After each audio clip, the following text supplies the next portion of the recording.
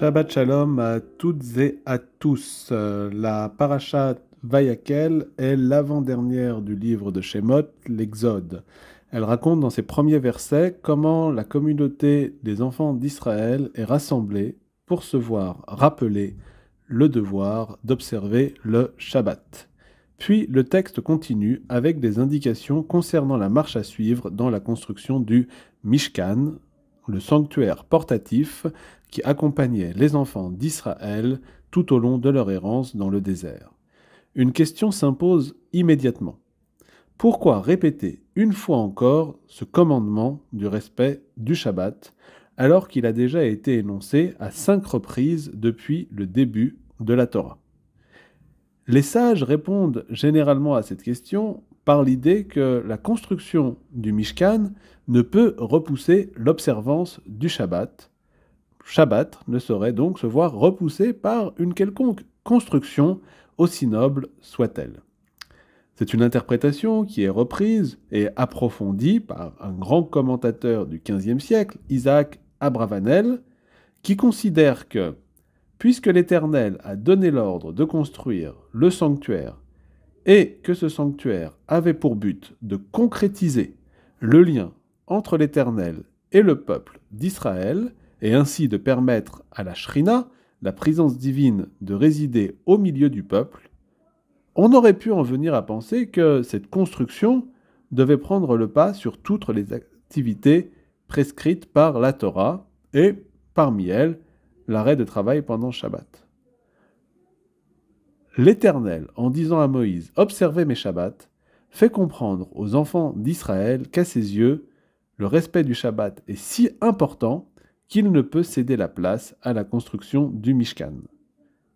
À ce sujet, on doit noter que c'est sur les travaux liés à la construction du sanctuaire que se sont appuyés les sages dans la Mishnah, sur le traité Shabbat, pour établir ce que l'on appelle les 39 mélarot, les 39 travaux traditionnellement interdits le jour de Shabbat.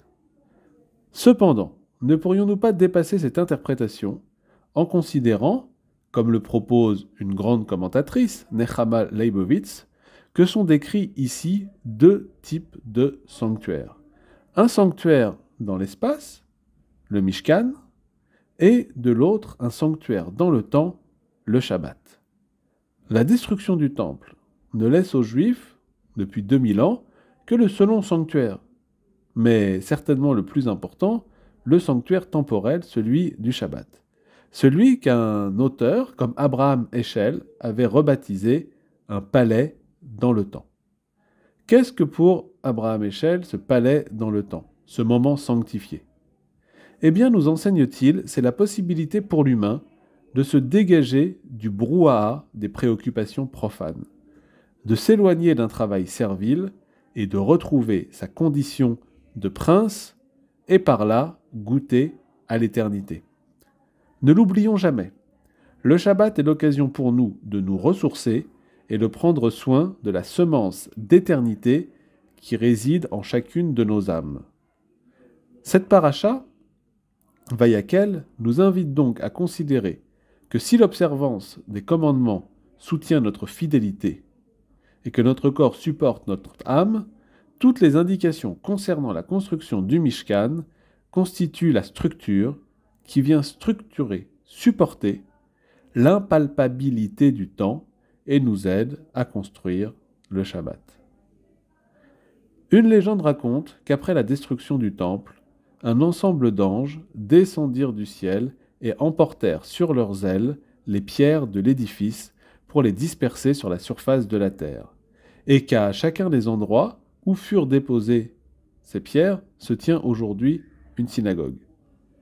Peut-être que de la même manière, aujourd'hui, chaque Shabbat, chaque moment de repos, contient une part de l'ère messianique, le Shabbat originel, celui de la création. Pour goûter à l'éternité, il est important de savoir, d'être capable de se reposer. Shabbat Shalom.